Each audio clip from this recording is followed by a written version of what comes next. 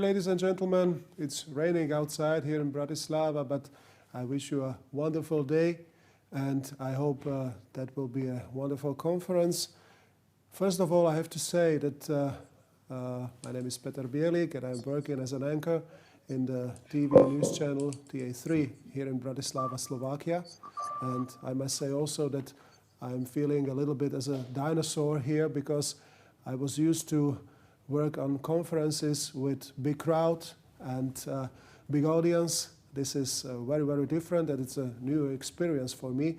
And I have to thank the organizers to give me this opportunity to be with you here today. Let me say that the first thanks for the cooperation on these events are going to the regional municipality of Banská Bystrica, which has taken the outspice and the support of this conference. And we have also some partners. Without them, it wouldn't be possible to make this conference. First of all, it's the British Embassy in Bratislava. Thank you very much, Mr. Ambassador. And the partners is the regional municipality of Bratislava, the companies Solutions, ECM Eco, monitoring SEEK, lightning controls and energy efficiency and management. And the supporters, it's the Bratislava Old City. It's a part of the city of Bratislava. Upcoming Tell You Story, Unwell, Slido, Superstany, Gope Online Agency. So this is the support. Tomorrow there will be also some other fantastic conferences and discussions organized by the Virtual.techsummit. So it's not the end today. It will continue also tomorrow. The key point is that our business, in the name of the organizers, has stepped down very dramatically after the outbreak of this COVID-19 disease all wide world. And it was very, very difficult for us to go forward. But with the help of our partners and with the help of our friends, it was possible, and we will go on. This is a promise for the future. Ladies and gentlemen, just let me introduce our speakers, which are present in our today's conference. It's Mr. Wen-Je Ko, the mayor of Taipei on Taiwan. Welcome. Also, together with us and here present will be Mr. Kerpel-Fronius Gábor from Budapest. He is the vice mayor of Budapest. Mr. Mariusz Sagan from Poland, head of strategy and entrepreneurship department of Lublin city. Mr. Martin Klus.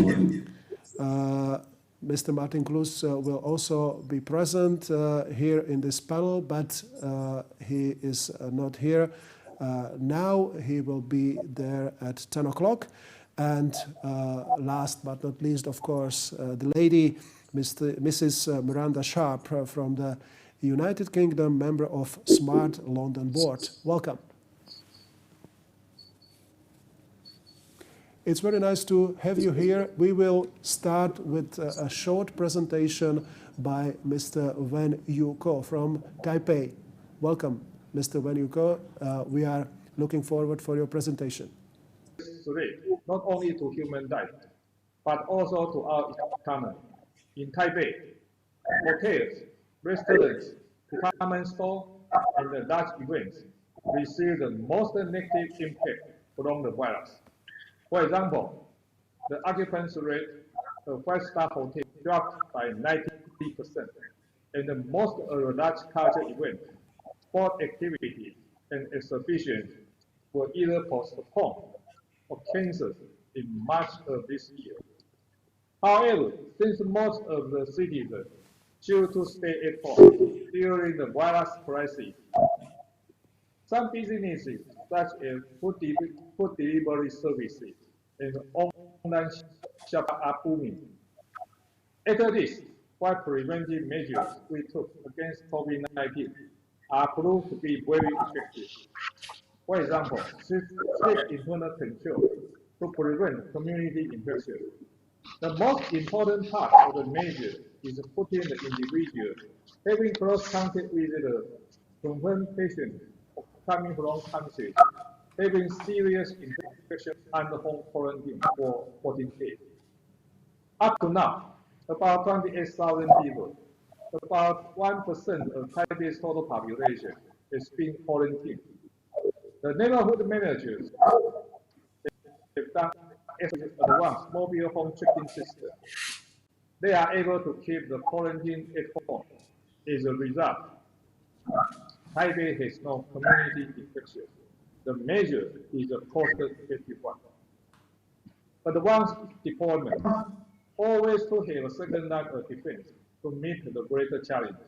For example, although having no community infection and the figure of confirmed cases are small, Taipei has continued to increase the capacity of quarantine institutions to meet the possible future needs.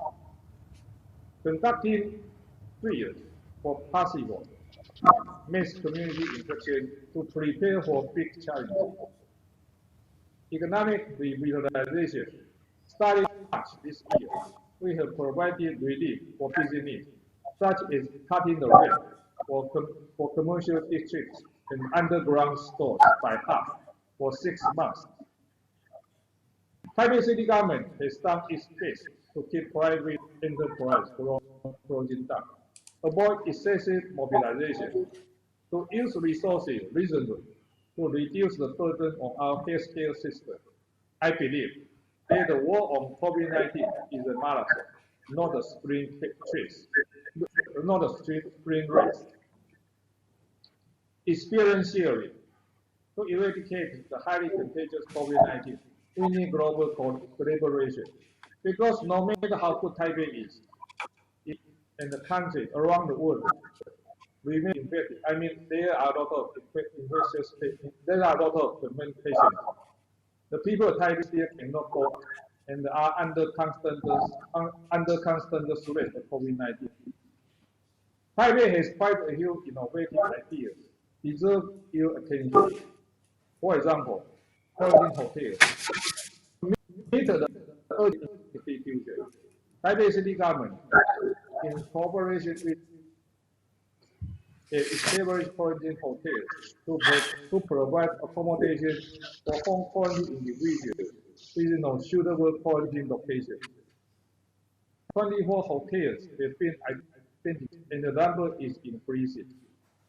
The arrangement has not only strengthened our capacity of quarantine institutions at a low cost, but also brought some business to hotels struggling for survival due to the lack of foreign tourists. Keeping indoor facilities such as gyms and libraries open under strict hygiene measurements instead of closing them down for the sake of epidemic prevention. By doing so, Taipei City government has saved many businesses and jobs. The practice doesn't put Taipei on a higher risk of infection. This is the match between Taipei and other cities. We stay safe, not at the cost of our economy. We share our epidemic prevention SOP and the innovative measures to cities having connections with Taipei City. Such sister city, April 21st. The response has been very encouraging. So far, 31 cities from 14 countries expressed their appreciation for receiving our information on epidemic prevention. Many of them asked for future collaboration, including video conferences and data sharing platforms in dealing with the COVID-19 crisis. Taipei is now offering business opportunities arising from a prevention, such as the medical and the biotechnology industry, telemedicine, and the IoT. Meanwhile, we will take this opportunity to speed up e-government reform and promote high-tech education to better meet the needs for our citizens. I believe the world will be much different after the event. We need to adapt to a new world. COVID-19 is a powerful virus. It may not be eradicated easily in a short period of time. Therefore, we have to learn how to coexist with the virus. That will change our social life and economic activity. Sharing the best practices, the best way to embrace the new normal. City government is Taipei City government has put all its COVID-19 prevention SOP on the website, which will be updated constantly for the reference of our cities around the world. This is the beginning of Taipei initiative to promoting global collaboration by offering its experience. Through our joint efforts, we are able to enjoy our life and the economic prosperity again in the not too far future. Thank you for your attention. Mayor, for your words. How different will be the world if we are talking about China? Do you think that China will be stronger or weaker after this pandemic times will go over?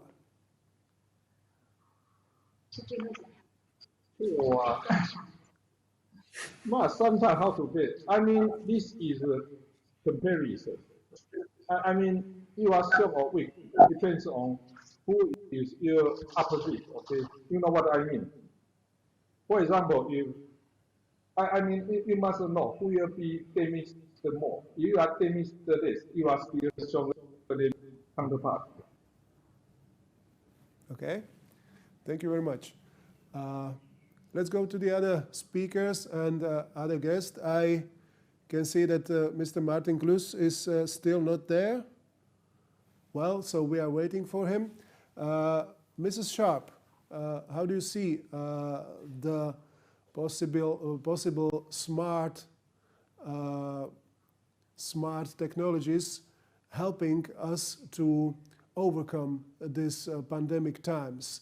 What have you used in London to inform the people, inform the citizens, and how could you manage these hard times with the use of some smart technologies and these new technologies we have now in the world? So, hello, thank you very much for the opportunity to talk to you today. I work with a think tank called the Centre for Cities, which looks across the UK cities as a whole, as well as with the Mayor's Smart London Board and Infrastructure Advisory Panel. The things I wanted to talk to you today were about the different nature of the UK cities and how they are of very different sizes and very different maturities. So the thing that has characterised UK response has come in three stages. Organisations and cities have both discovered that they need to work in very different ways in the COVID situation. In the first wave, they need to understand how they can keep their staff safe, those who are working within offices and also those who are remotely on site, for example, installing services to help the vulnerable people. When that first barrier is overcome, people need to understand very much shorter decision-making processes. So when, for example, utility providers were supporting the implementation of new hospitals, they were being asked why they were making their journeys, and so suddenly the method of communication needed to change. We've also found out that traditional decision-making processes and contingency plans didn't work for the current pandemic. So, for example, our water utilities were prepared for a range of scenarios and have coped in many recent years with floods. But now with people working much more from home, our city centre water treatment works are very quiet and our out-of-town water treatment works are very much busier. Therefore, the traditional contingency plans aren't working, and people are having to adapt what they thought would be crisis management to a completely new way of working. And so finally, having gone through the process of adjusting to a lockdown position, readjusting their decision-making processes, and working with different contingency plans, people and cities, particularly in London, are working for a new normal. In the city, they're very intent on bouncing forward, not bouncing back. So they want to create a new and better normal. In particular, people have found out that they need not only better ways of making decisions, but better data on which to base those decisions. So we're very lucky in many parts of the UK in that we have very robust data about how infrastructure affects the way people travel. So if we put in new railway lines, we can understand the impact on house prices. And if we put in new cycle lanes, we understand the different speed with which people travel. So the important thing has been to establish baseline data before the lockdown and the pandemic, and so that we can plan better for when people return to work and perhaps travel in different ways and use city services in very different ways. It's far too early. The cities and the utilities tell us what that new normal looks like, but certainly we have an intention to work with our data better and make better decisions for the health of all our citizens, businesses, and people who come to visit us in the UK. Thank you very much. Yeah, I can see that you are also working from your home, if I'm right. Yeah. How it is? Where's the difference when you talk about taking decisions? Sometimes it's better to talk on four eyes and face to face, and then make a decision. Now it's different. It's also different for you. What's the change? So often we find that meetings conducted remotely lack a little bit of empathy, as you say, the four eyes. So decisions can sometimes be made effectively when meetings are held. The problem is that I'm very unlikely to meet somebody on the way to the coffee machine or on the stairs, and therefore those serendipitous interactions are less likely to happen. So we don't yet know the impact of that. I was talking to a gas operator last week, and they've had to move all their call centre staff home. All the evidence is that those call centre staff are more productive at home. They are able to answer more customer queries, and their time at work on the phone is much higher. However, the staff morale is not so good. So there are opportunities and challenges with working at home. Yeah, staff morale is always a big topic. Mr. Mariusz Sagan, welcome to our discussion. Are you at home or in your office? I'm at home today. Well, it looks great, but with a nice tie and prepared for a business talk. Exactly. Yeah. Usually, I was working for the whole pandemia period. I was working in the office because the top management of the city were forced to stay on the first front line. So this is quite unique for me that I'm working today from home. But after the conference, I'm coming back to my office and start another activities. You are doing a good job also at home. Poland is one of the countries which is not that affected by this pandemic crisis. Is it just some kind of heritage from the previous era? We had also communism, and the way the people are thinking about the government, which are giving their orders, okay, you have to do this and this, or is it some kind of smart way how you think and smart technologies you used to conquer this COVID-19? Good question. I think it's both. On the one hand, yes, we are following the strict rules given us by the government. But on the other hand, I think we have also good routes for all kind of smart city solutions in city, also in business, to make a step forward to a new economy. And I will give an example on the city of Lublin and other cities in our country. City of Lublin is typical city of Central and Eastern Europe with industrial heritage, and everything was finished after the transformation. So we lost most of our economic assets. And step by step, starting from, let's say, previous decade, from 2007, 2008, we started to build a new ecosystem, to create diversity in the economy, to focus on business ecosystems, and, as I said before, to diversify the economy.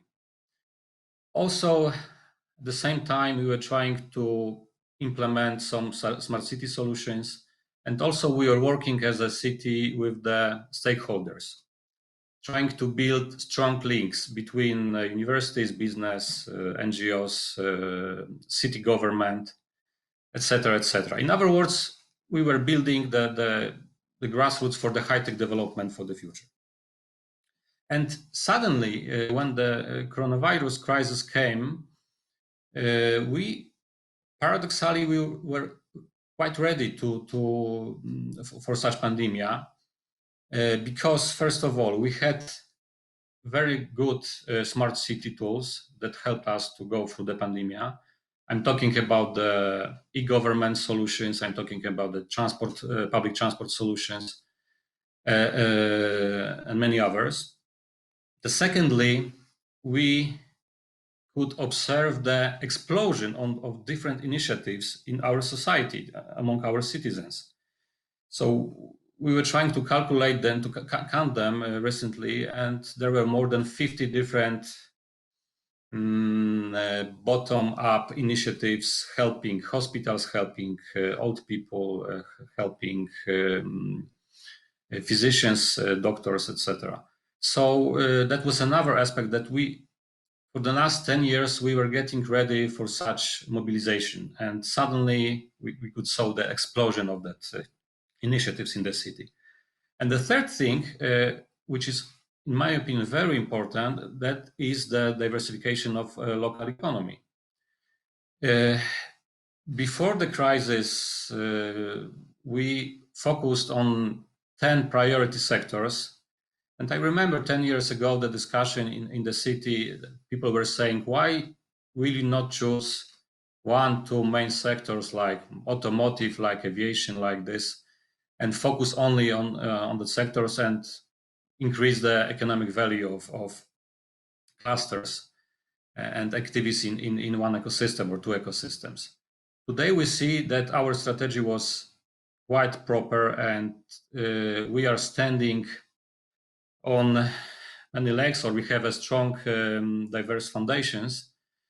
And most of our ecosystems, most of our economic sectors survived because we are focusing on the food sector, on medicine, on pharmacy, biotechnology, also construction. And these sectors are doing quite well in today's crisis. But on the other hand, we also have very strong conference sector, and it was hidden by the pandemia, also tourism sector. But when we take into account 10 sectors, 8 sectors are okay, 2 sectors are not okay. So this is the example, so how to build a smart economy and how to overwhelm the troubles of the pandemia. And referring to your initial question, the Poland is doing well, but if you look at the map of Poland, at particular regions, some regions are doing very well, some regions are doing very poor. And this is the matter of the quality of health service. This is the matter of the diversification of the economy, because we can see that in some regions there are huge problems of the labor market. some regions were also not prepared in terms of the social mobilization to go through the pandemic. So it's, the map of Poland is really very diverse now.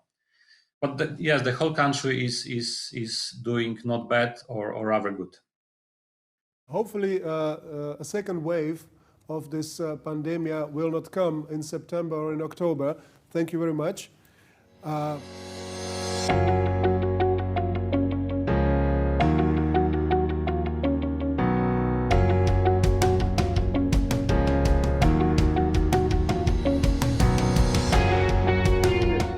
Because of painful memory in SARS in 2003, okay, this is why our people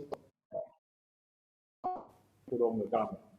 And we just, in fact, we don't order, we just remind, okay? We remind people to wear the face mask. This experience before? Yes, because of SARS in 2003. We lost at least 37 lives in that event. Okay, thank you very much.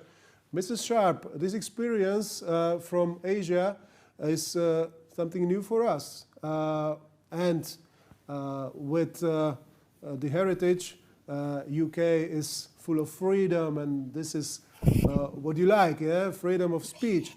How do you behave now with the masks? And why was it taking so long that the British also understood that they have to wear the masks? So I think it's fair to say that we were surprised as a country how quickly we adopted lockdown and how completely lockdown was adopted. In fact, it was the people who were calling for lockdown rather than the implementation of it by the government, which forced rapid introduction of a change of behaviour. And I think we've been surprised by that. Of course, you'll be aware that culturally in the UK, we don't wear masks when we're poorly in the way that people in the Asian countries do. Although because the UK is such a mixing and melting pot of so many different cultures, I think it won't be unusual to see the adoption of it. I'm trying not to make a political point, but because we have a very sort of devolved set of accountabilities, because we have mayors and transport authorities, as well as, and subnational as well as national governments, it's quite difficult to get people to work in one single way. And it'll be interesting to see how that develops. And also, of course, we are seeing very different levels of infection across the UK.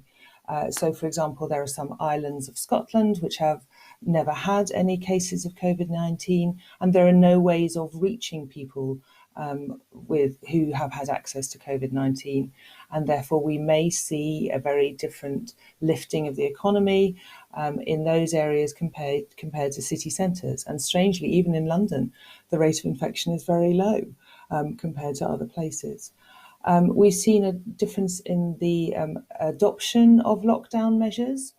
So people who are lucky enough to have gardens and outside space and access to good fast internet find it very easy to comply with regulations. But those that live with small children and people with behavioural difficulties who live in very small spaces without access to outside space find it much harder to comply with regulations. So I think as we may well learn from the other speakers, adoption and control measures are difficult to enforce at a time like this. Yeah, sometimes with the people, it's like with little children. You have to scare them a little bit until they do what you want. Was that the point with Boris Johnson when he got the disease? I think that's certainly changed the nature of the debate in the UK. There was the notion that when our political leader was ill, he was beyond criticism. And it became clear that this disease really could affect anyone, and you couldn't be protected by wealth or status, and therefore we all needed to be careful. But even before that, the UK had adopted lockdown measures with enthusiasm. And for example, my husband works in a school, and we anticipated about 20% of children attending school because they are the children of key workers. But instead, only one child came into school because everybody was so anxious to protect their children and their families from exposure to the possible exposure to the virus. Yes, so it's been mixed. Thank you. I hope that the connection with Mr. Kloes is clear and perfect now. Can you hear us? Yeah, it's already done. Okay, so the advice for Mr. Kloes is just disconnect and try to plug in again. Hopefully it will work afterwards perfectly. Okay, so let's go to our next speakers. Mr. Sagan, is it also, you've been talking about the diversification of the local economy. Is it just a case of cities, or is it going also to the agricultural parts of Poland, so where the food is produced and the people are living at other standards as the people in cities? I think this is the case of the bigger cities only, because during the regional planning process, when the cities and regions were choosing their or developing their smart specializations, most of the, let's say, modern and high-tech sectors were developed in the big cities. The regions were left, the rural regions were left with the very traditional industries like simple food processing or furniture processing or wood processing and sectors like that. And today, paradoxically or not, we can see that the big cities again will be in a better position, starting position for competing for the future, because the big cities are the source of the competitiveness. They have diversified economy. They are ready to implement the digital solutions. They are working under the digital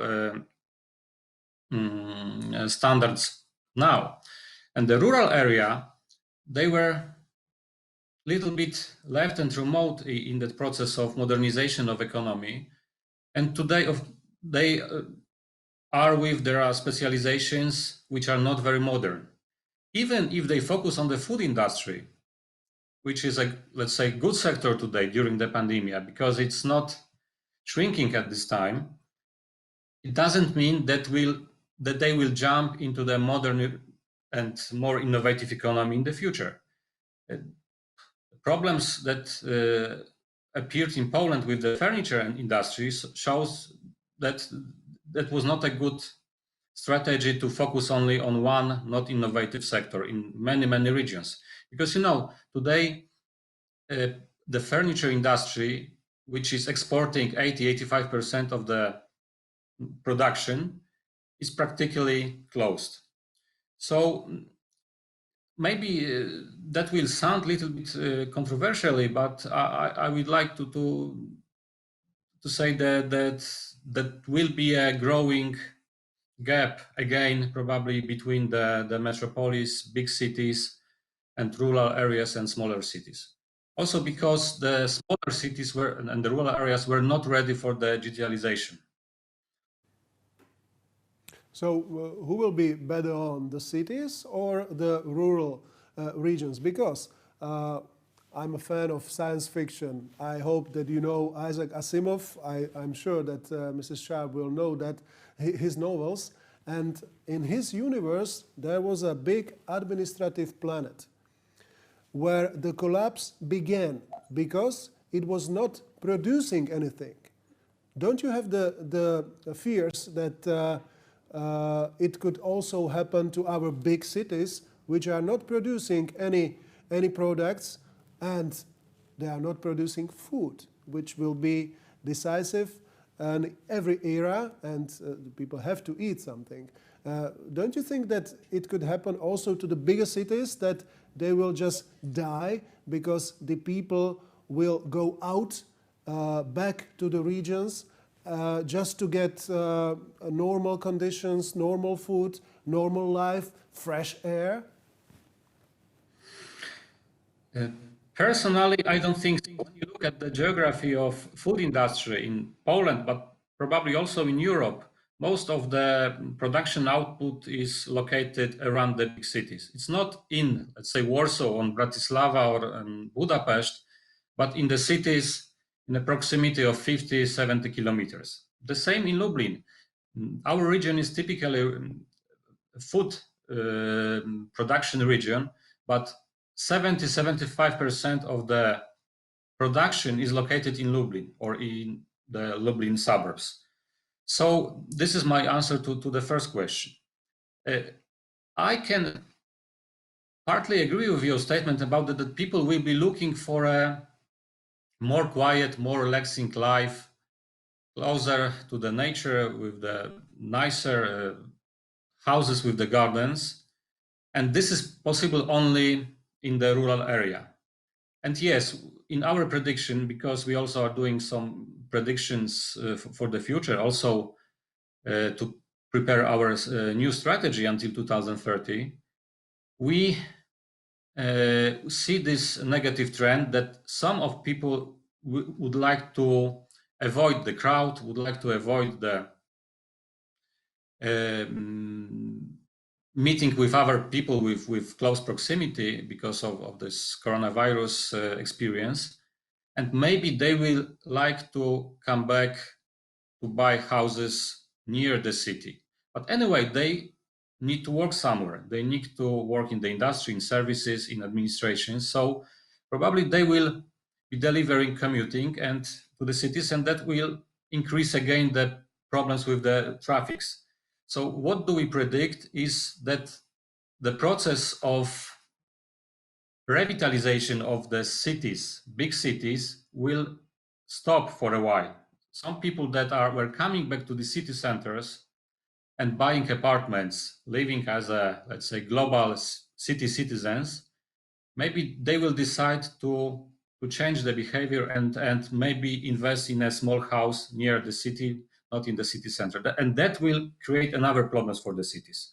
So the process that started 10, 15 years ago to revitalize the city centers, now maybe will be reversed and the people will go to the suburbs. But again, I don't see the situation that people from Warsaw or from Budapest will be living, or Bratislava, in eastern Hungary or in eastern Slovakia or northern Poland and delivering once or twice a week to the capital city. So these are prognosis. We will see. We will see. Mrs. Sharp, it's easy for us to talk about rural areas. It's more difficult for you because you are living on an island. How do you see this problem? Is there a possibility that the big cities will die out just because the tourists will not come and the people want to go out and to catch some fresh air? Certainly, the thing that's worth noting, and certainly in the UK economy, is that the cities account for a very small proportion of the landmass, but a very high proportion of jobs, and certainly for economic activity. And replacing that is not a simple solution, as I'm sure you can imagine. The other thing worth noting is that areas around cities very rarely, and never in the UK, outperform economically the city on which it is based.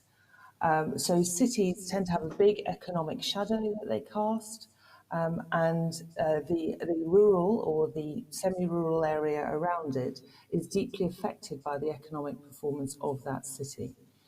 How that will change if we have a different and altered attitude to gathering and to travelling in the public transport systems or even in private transport systems, how that will change post-COVID is something we can't know.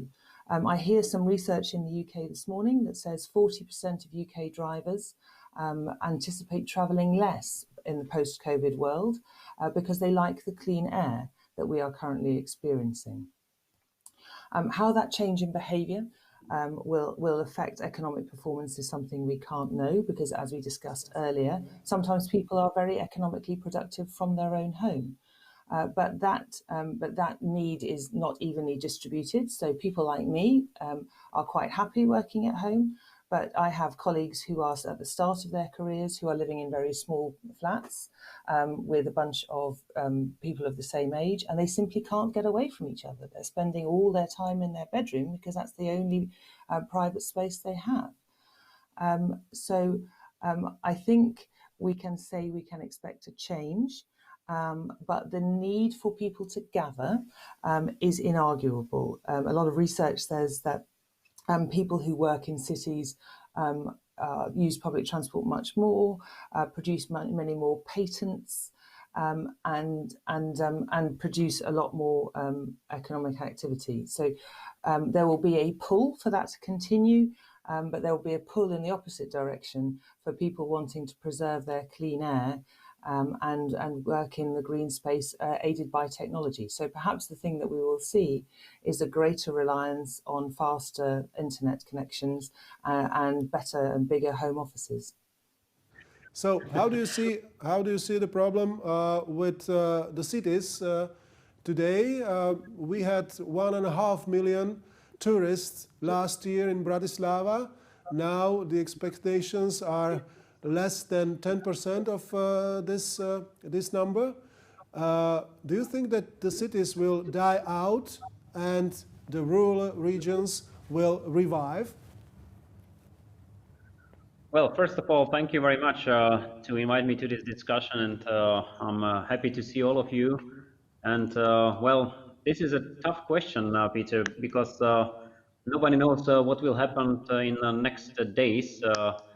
If the situation will be much better than last couple of weeks, then we can easily get to the normal, to the business as usual, also in the cities. Very much depend what will happen with the border, especially border crossing in Slovakia. I believe we can get back to some interesting figures almost immediately when we will open the borders, especially with Czech Republic, Poland, Austria, and some other neighborhood countries from which most of the tourists are coming to Slovakia.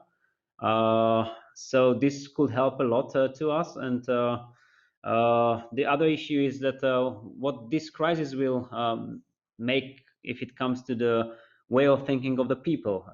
Some of the people believe that the situation in countryside should be better in a crisis situation, but some, on the other hand, believe that cities are better prepared, and we can quite easily follow this, especially if it comes to the supply chain management. And luckily, because of common market of the European Union, we didn't experience any problems with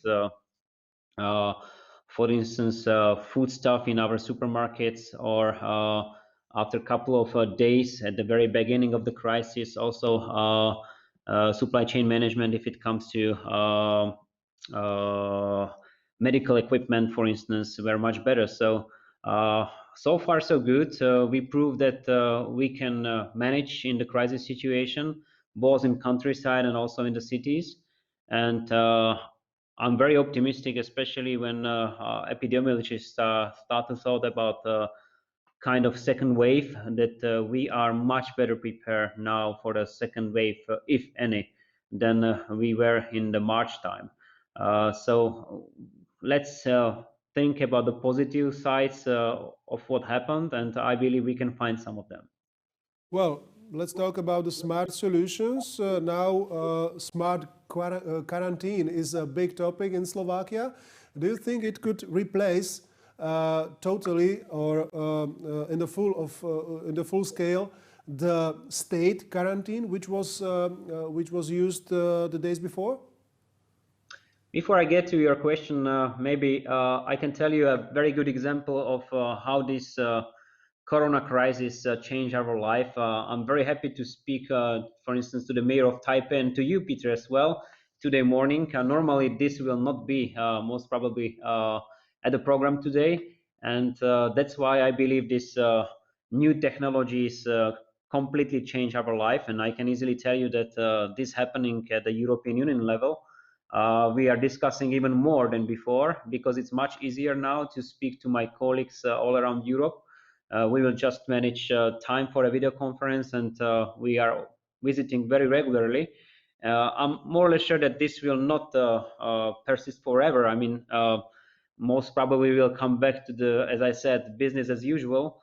So personal meetings will start again in Brussels and the other places in all around Europe. But now we can use these advanced technologies to get in touch much easier, and we get used to it, and this is very important. And now back to your question, if it comes to the smart quarantine, well, it was quite a huge discussion about what this smart quarantine really mean, and if it could really works. I'm the one who is saying that we should have this smart quarantine much earlier than we introduced it just a couple of days ago. And it's because we are one of the only countries in the world which had this obligatory state quarantine, and people blame a lot how it works, and they even mention human rights issues in this case, and this was not a good for an image of this new government, and also not that good for an image of Slovakia. So that's why smart quarantine was very welcomed. Pity it started a very bad way in Friday afternoon, as long as it was introduced, but doesn't work in fact. So we had a long queue of people at the border crossing, especially with Austria. Now it works. I'm not sure if it works also for both platforms, iOS and also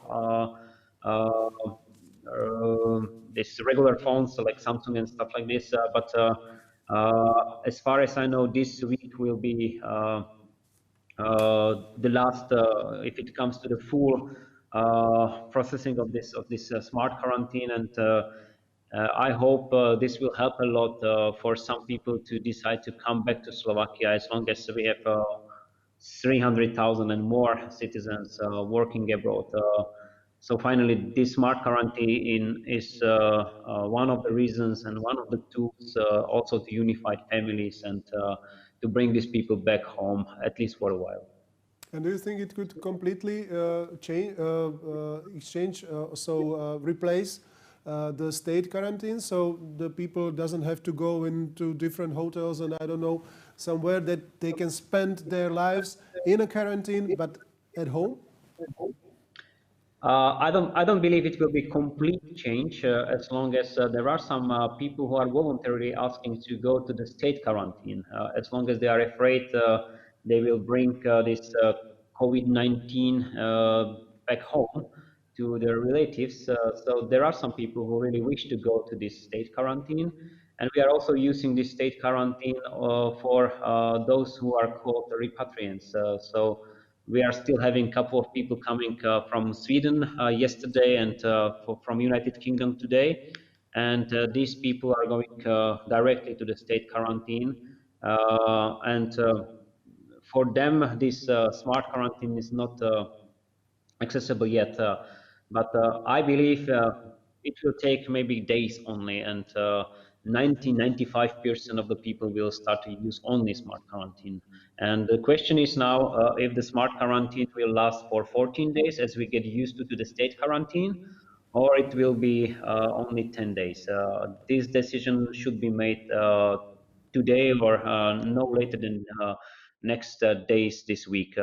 So I hope this will also evening the situation of the people in Slovakia a bit. Thank you. I would like to go back to the mayor of Taipei. We've been talking with Mrs. Sharp about the specific problems of islands, and one of the specific problems of islands or the cities which are built on islands is the supply chain, which was cut in many ways, and it's not perfect until now. how do you manage to get goods, food, medical treatment, medicals into your country while the flights are deleted and they are not going on, and also other supply chain broke down?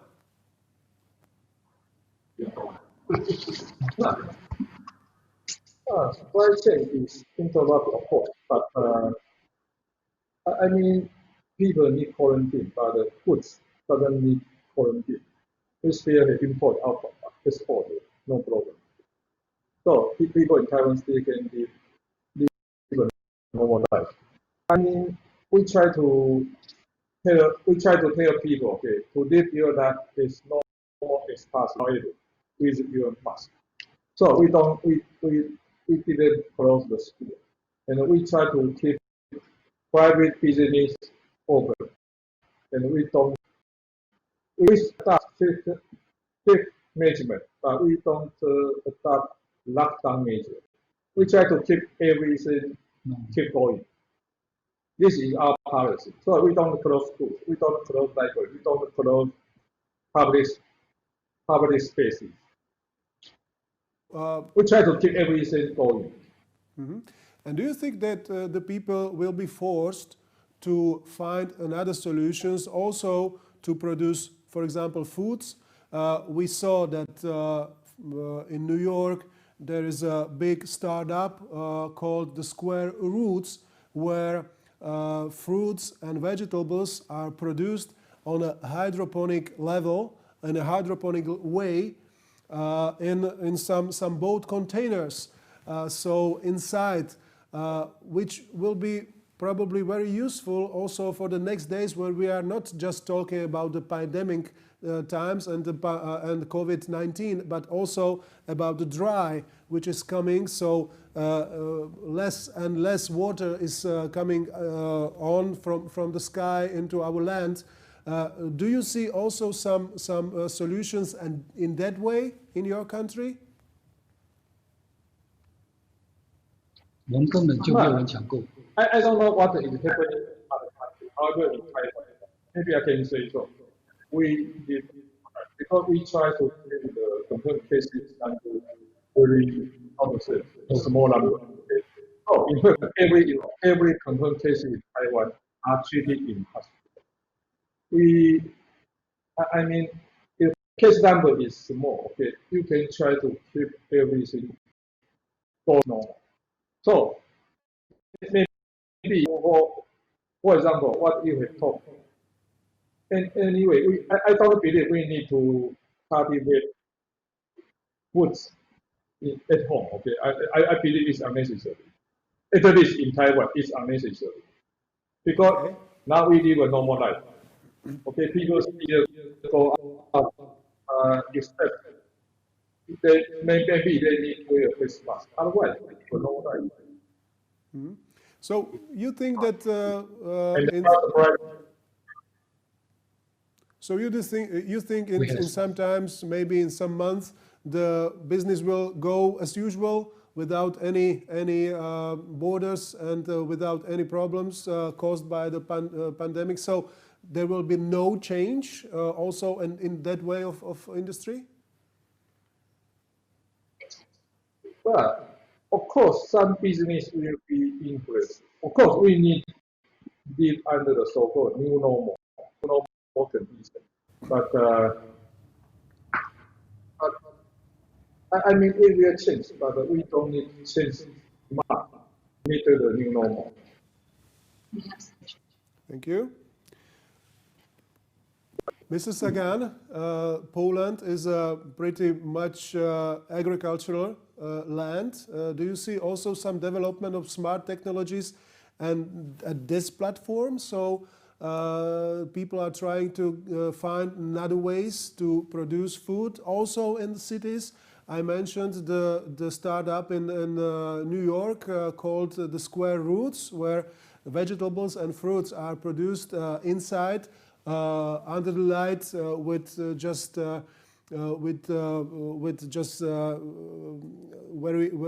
no earth, inside, but on the hydroponic level.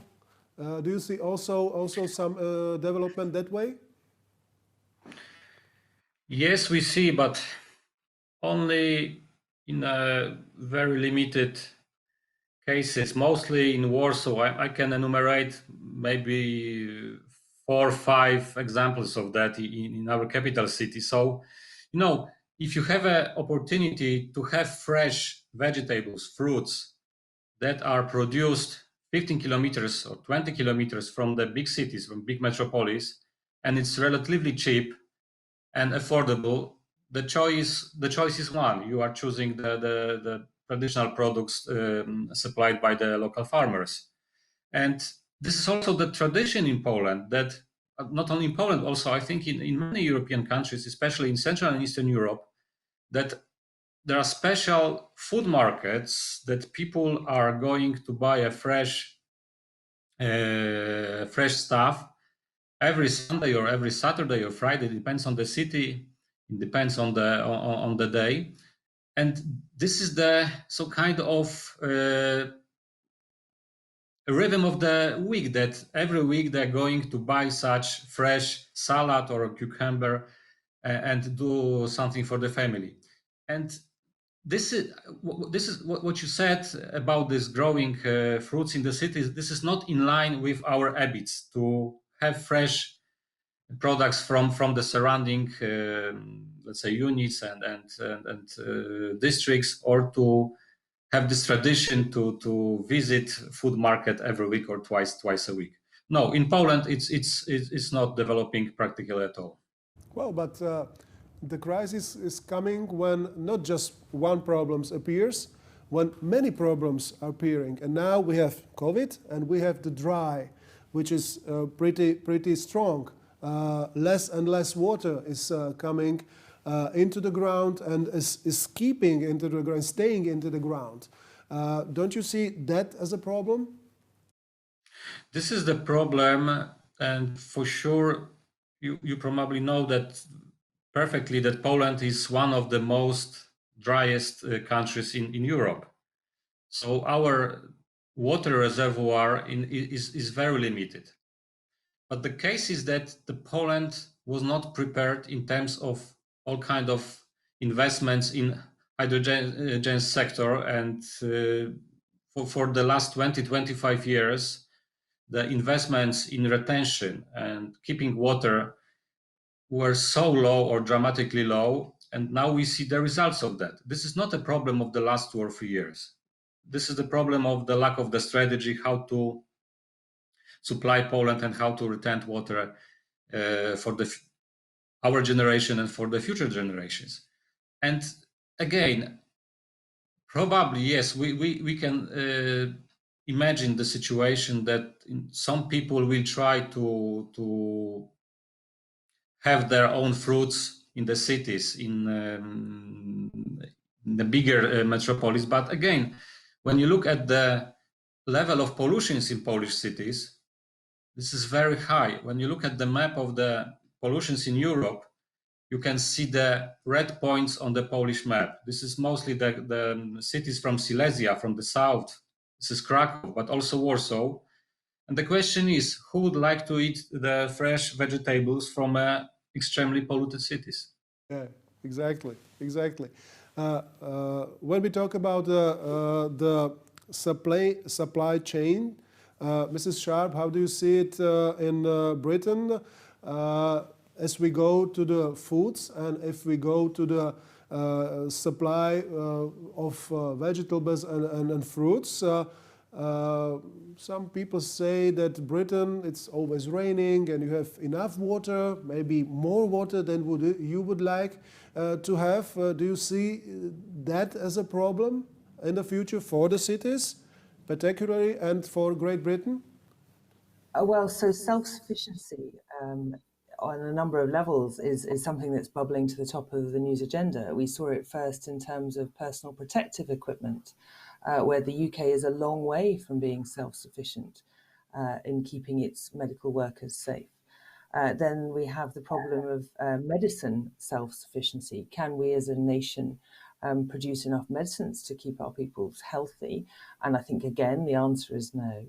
And then when you come to food, we may have sufficient water, and there is a lot of evidence that it's getting warmer. So, for example, England is becoming an agreeable place to grow wine.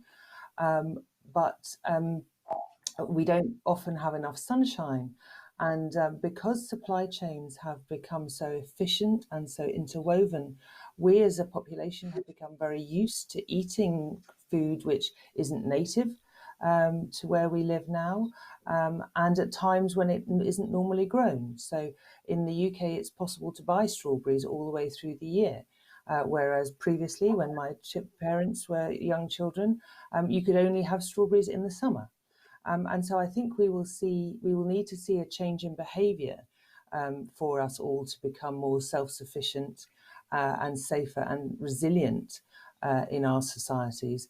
But also we may see people eating in a diet which is more has been in that area for longer, but also with changes being made for climate change.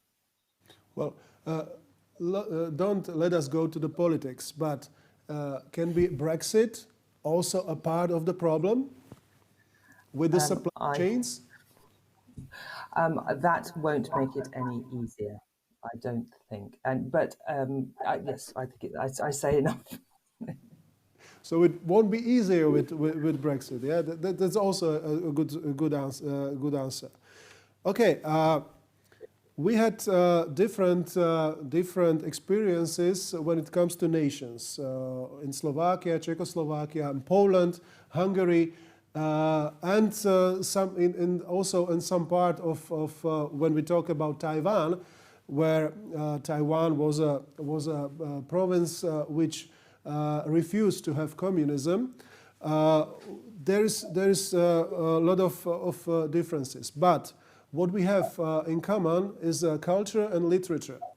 All of you know Mr. Orwell, and when we are talking about big brothers, and when we are talking about the security of personalities, so not living as ants or just another animals which are not having their own personalities. How do you see the threat of getting or having a society which is based on just communication like we have now, so not personal, on data, metadata, where a single point is not that important as a majority? Is that a threat for the future, just to keep your personality, just not having a big brother above you, which is deciding what do you have to do and what not? I would give the word now also, back to Taiwan, to the mayor of Taiwan. No, I don't think so. As I have mentioned, You're doing a good job. Okay, let's go to Martin Klus. How do you see this possible development when we've been talking about the smart quarantine? We've been also talking about Apple and Google, which are private companies having the big metadata and also using them for own purposes and for own business.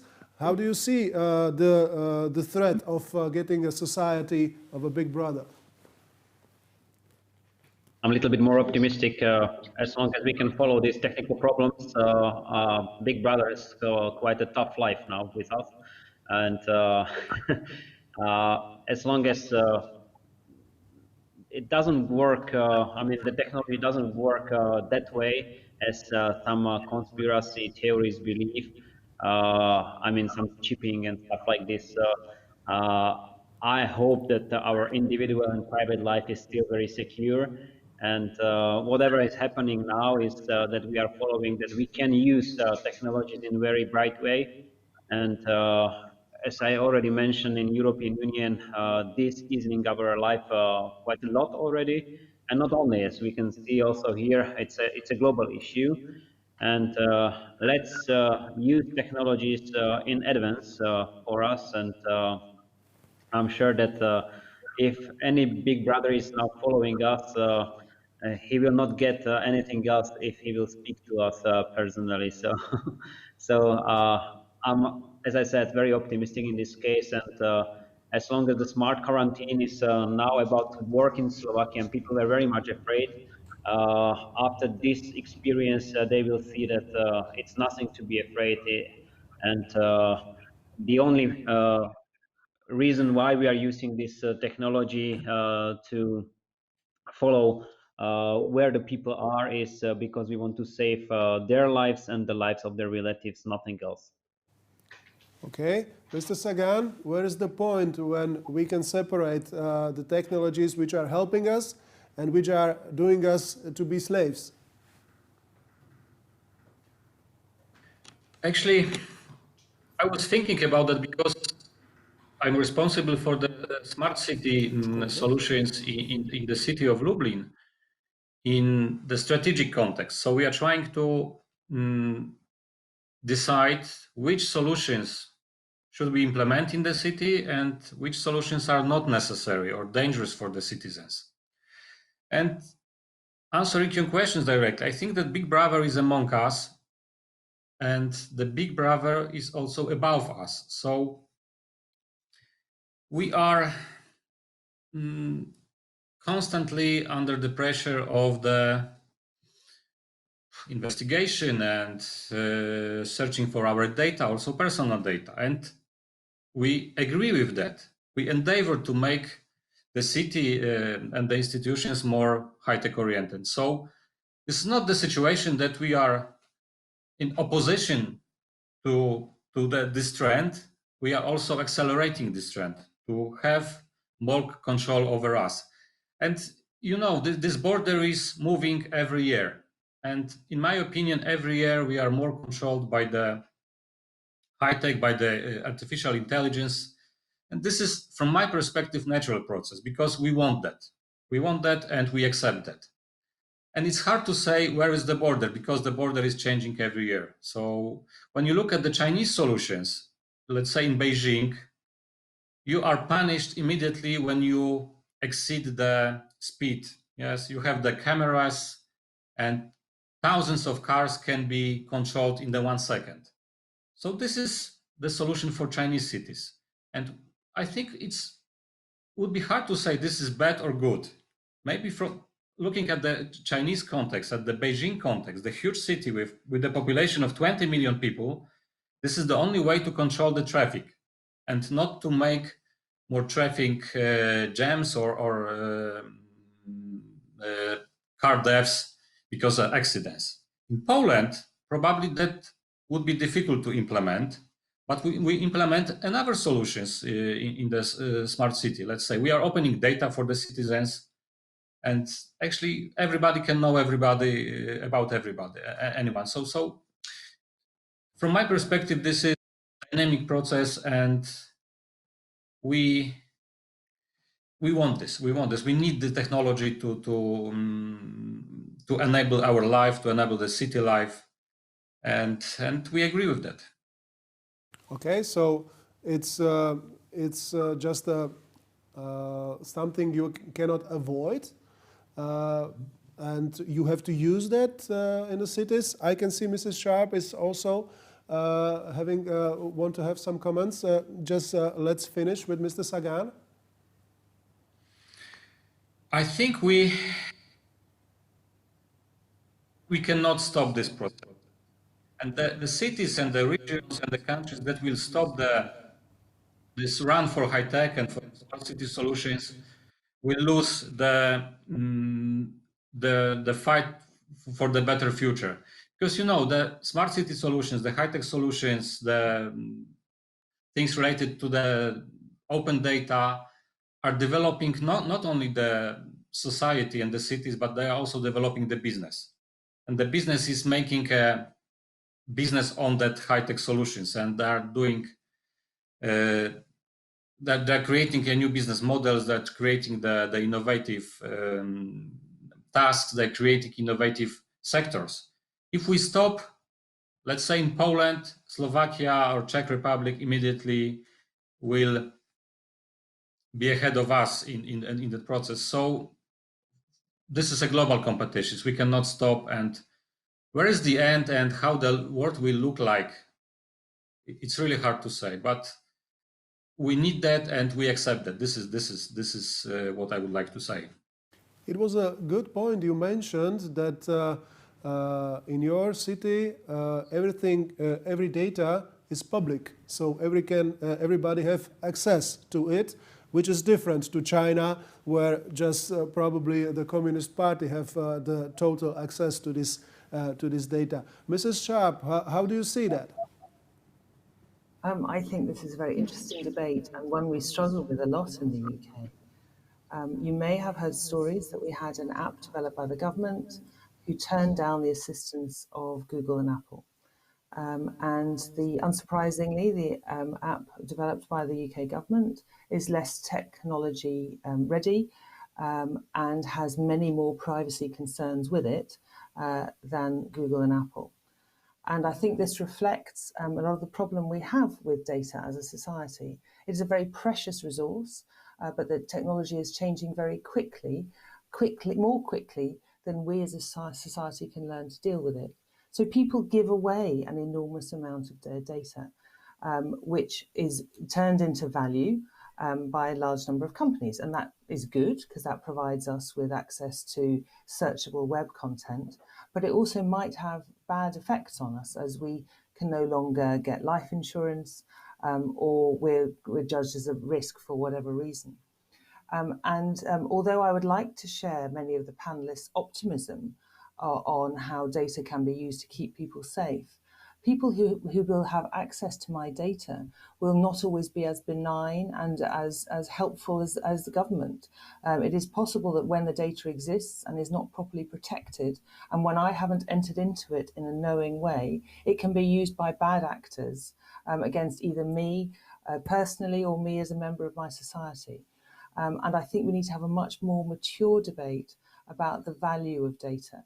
And although giving away data is good, from a democratic point of view, it helps free speech. We can agree that free speech could be good, but we might disagree on the nature of free beer. And by giving more things away, we undermine value. And for example, we have a great service in London where a great deal of data is given away, and that helps people use public transport very successfully. However, because Transport for London gives away its data, there are some companies now which are taking Transport for London data and working on it, and now are in a position to sell it back to Transport for London. And for me, that doesn't feel the right way round. Transport for London should be exploiting its data to help the citizens use transport services in a better way, rather than paying back for data for companies. Well, I will not go in politics to the politics again, but we could also talk about Mr. Dominic Cummings and all this issue with Brexit, where probably this data was misused. Exactly, and that is why we need to be much more mature as people about the value of data and how it can be misused, because the risks are enormous. So do you think that the state should own this data, or is it okay when also a private company is having access to this metadata? So there are bad actors both within states and within companies. And I don't think it's right to say that one or the other type of entity should own data. I think we need to value data in a different way. I welcome some research which is being done on something called data trusts, where I, as an individual, have access and control over my data. So rather than giving it away, I give appropriate permissions. So I'm happy for you to use it to keep me and my family safe from a pandemic, but I'm not happy for you to use it, for example, for political purposes. Whereas that's a great idea, it's quite complicated and quite boring. It's difficult to imagine that a lot of citizens would engage in that and fill in a lot of forms. We know, for example, that when people want free Wi-Fi, they tick the box and move on and never read the terms and conditions. But because data is so valuable and has such power to affect our lives, we are going to have to educate and become much more involved in how our data is used.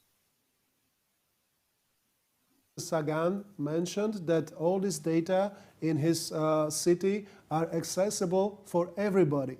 Is that a solution for that problem? It may well be in some cases. However, I've heard an increasing number of cities call to each other to stop giving away data because you're giving away some of the pieces of value of a city. And if you give it away, it's very difficult then to claim it has value and get it back. So, for example, if you think about trash collection, you might give away the data about trash collection, but then other companies might be able to design services which mean that they'll then be charging you a higher rate to collect in areas where there's a lot of trash and a lower rate, or probably not a lower rate in areas where there's less trash. And suddenly, because you've given away the data, you've lost your bargaining power to say, no, you only know that because I've given you the data. So we need to enter into much more sophisticated trading and trading models and business approaches. Mm-hmm. Wen-Je Ko, how do you see this problem? How do you handle metadata in your city? Are they accessible for everybody, or is it just the government of your city which are using them and making decisions based on them? We have a data center in Taipei City Government, so we have a committee who judge, okay, who can share, who can use the data. Is a committee in the city government. Okay, and how do you use them? Are they helping you with transport, with supplies? How do you use them? Well, it depends on what you need. Okay, but data itself is neutral. Okay, it depends on how you use it. So it depends on how you ask the question, and the committee will provide what you need to you. Okay. For example, if you have data from the transport, are they helping you to make better transport, better for all the people? Of course. And what kind of data are you collecting? For example, we have smart card, easy card. For example, we have easy card. Okay, when you get on or when you take over the bus, you must swipe. Okay, then you have data. We know where you get on and where you get off, and this data are very helpful for us to arrange the bus transportation. Okay, let's go back to Mr. Sagan. What kind of data are you collecting from the people? Is it a problem to get them from the private companies which are collecting them, or is there kind of contract or some kind of cooperation with those private companies which are having and using this data? Thank you very much for this. And I think we as a city, we have good competences in that field, because we need a good data, and we can collect data. Of course, we have data from our ITC systems, from transport system. We have data from our special departments, and we publish them, we open them, etc. But the problem is to have proper data about the companies, about the universities, about students, about business ecosystems. And you cannot find such data in statistical brochures. And the Polish Statistical Office is not issuing the data that we need. So there is a mismatch in the demand and the supply for data. So actually they are not supporting us. I don't hear you. Give up the data, or okay, can you hear me now? Sorry, can you repeat, because I couldn't hear you? Okay, now it's good. Yes. Are they refusing to give you the data, or are they not producing the data you need? they are not producing what we need because the city needs are changing dramatically. So today we need the data for tomorrow, and the statistical office is producing data in the methodology they were developed 20 years ago or 15 years ago. So this is the problem. The second problem is the data are old. The third problem is that we have to pay for some data. And the statistical office requires a lot of money for some kind of data. So 10 years ago, when new mayor came into the office and I was employed in the city, I decided to create our own system to collect data from business, from universities, from the ecosystems. And you know, it's not easy to ask companies to share data with the city, especially at the beginning. But when you build the trust between the companies, business, and the city and the local government, when they see that you are quite active in coordinating the ecosystem, that the city is helpful in many ways, business, after 2, 3 years, 4 years, we had practically all data that we needed. And we collect our own, I don't know the English expression for that, let's say, maybe pillars of data or bunches of data, something like that. And they are very unique, but there is a problem. They are being used to create the city strategy, to analyze the situation, to react immediately, to provide the new services to business, to universities, but it's hard to open them. This is the only sort of data that we cannot open because there are fragile informations about the companies and about the businesses. How is the situation in London, Mrs. Sharp? Are the companies, do they like to give up their data or share them with the municipalities just to help the people have the better environment and better cities? It is very difficult normally. So, for example, a lot of these commercial companies won't give up their data unless they are paid. But that's not the only problem. Sometimes the data, as our colleague from Poland said, doesn't exist or isn't in the right format or hasn't been stored. In some cases, particularly with land data and about who owns land, the data is very, very old. And has never been digitized, so it isn't in fact data at all. It's a piece of paper at the back of a filing cabinet. So, for example, one of the big problems we have in the UK is digging in streets, looking at buried and underground assets. There is a requirement for companies to give their data to cities so that when they're resurfacing the road, they know where the pipes are so that they can keep their people safe. But if the data is old, if it is in the hands of not the municipality or not even the water company, but of a commercial entity, it can be really, really difficult to put it all together. And that is increasingly the problem we see, particularly in the pandemic, where these decisions need to be made quickly to keep people safe.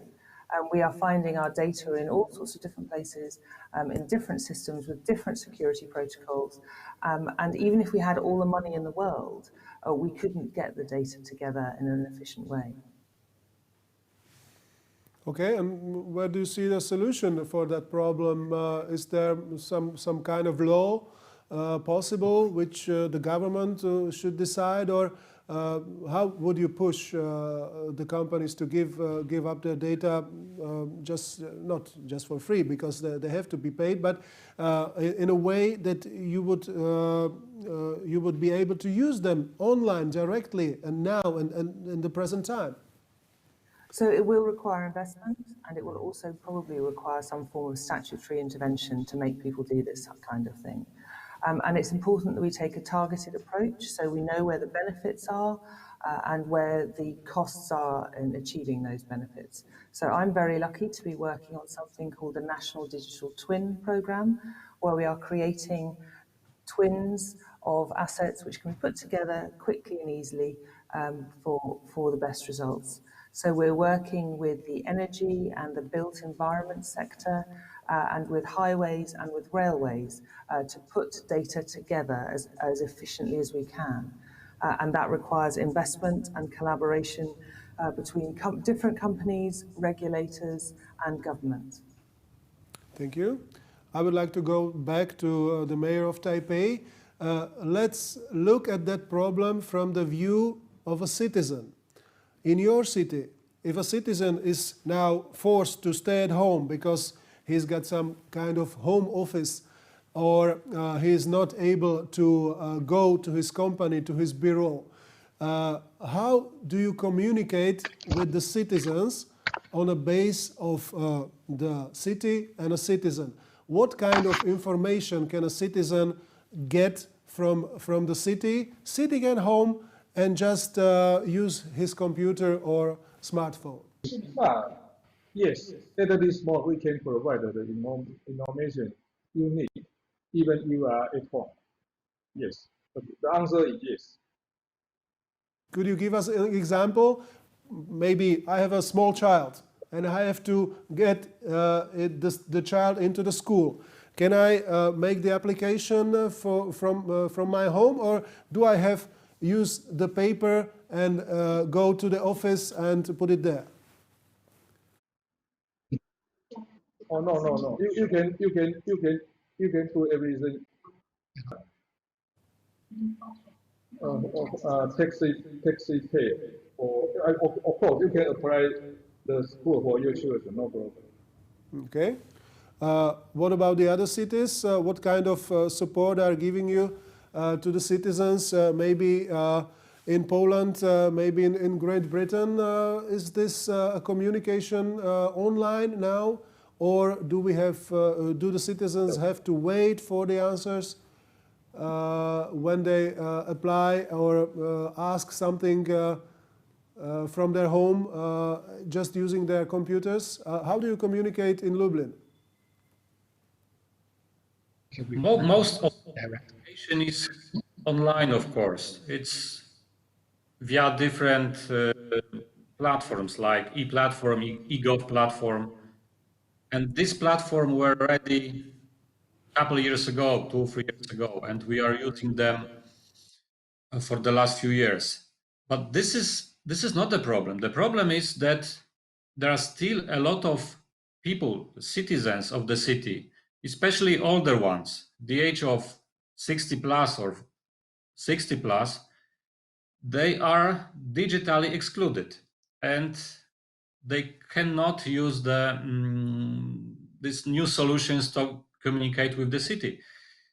They don't have internet bank accounts, they cannot use the electronic mail, etc., etc. And we have to know that the city solutions from the first view are not so easy to learn. You have to know how to initially click certain let's say points on the internet, on the platform. And for the older people, it's let's say for some of them it's a disaster. It's impossible to go through. So I think now it's time, or the time was a couple of years ago, to educate older people in the cities, but especially in the rural areas. Because in the rural areas, even if they have internet access, sometimes very fast internet, they are digitally excluded anyway because they don't have competences to use the internet solutions like e-platforms, governmental platforms, banking, etc. So I think this is the case now for the immediate from the local governments and from the politicians. And who is delivering the answers? Is that a living person or is it a robot? It depends. It depends. In Lublin, we are introducing the robotic system to deliver answers now. We have money from the European Union to introduce the robotized contact center for people. And most of the answers will be produced by the robots, actually by the machine learning, or even in some cases by the artificial intelligence. But most of the answers are being produced by the people now. What is the situation in London? People or robots are delivering the answers? Mrs. Sharp. Say the story is across the UK. A good answer from our colleague in Poland is it's a bit of both, where people can be served efficiently with automated systems, then they're perfectly happy to interact with those. But there, as you say, there's a very high number of digitally excluded people who don't have access to good quality smartphone, people who are homeless. The risk is that we design services for people who can be served digitally and exclude and make those people who are far from society even further away. So the trick is to get people who can be served by a robot to be served by a robot cheaply, so that we can invest the right money in investing people who would be otherwise excluded. So maybe the solution would be that you would separate the older people, maybe 60 plus, from the younger people, or another solutions? Or find an appropriate way to do it. Often people self-select in. So a lot of older people are very technology savvy and have the time to investigate and just want a quick answer. And people who have much more complex needs can be younger. So it isn't as simple as segmenting by age, I think. Okay. Dear speakers, I think that we have gone through all the questions and answers we have prepared for you. Maybe I can give you the last word, each of you, and we will start with the mayor of Taipei. What would be your last words on this panel, sir? Welcome the opportunity to work with Slovakia and other countries in Europe, pandemic prevention, but also to explore the cooperation in technology. I believe COVID-19 has changed the social life and the economic activity. However, Taipei City government is exploring business opportunities arising pandemic prevention, such as biotechnology and telemedicine. Meanwhile, we will take the opportunity to speed up the government reform and to promote high-tech education to best meet the needs of our citizens. That's all.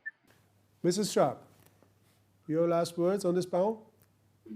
So first of all, thank you very much for the opportunity to speak with you and learn from so many different cities around the world. I think what this pandemic has told smart cities in the UK, but also globally, is that we have to be humble enough to learn lessons from each other and work with each other for the common good, and that for our society. And no one society or country has all the solutions to the complex problems that smart cities give us. Thank you very much, Mrs. Sharp, also for being with us. As far as the name Sagan is so popular in Slovakia, Mr. Sagan, you have the very last word. Yeah, I think that is a Sagan. Yes, am I correct? That's some kind of god here in Slovakia. Yes. And I'm laughing because my brother is also Peter. But also in Poland, the name is very popular. But one remark for the city of Lublin, but I think also for many Polish cities, this crisis showed to be a great opportunity. So in terms that we immediately adapted to the situation, we showed our huge institutional room for the change.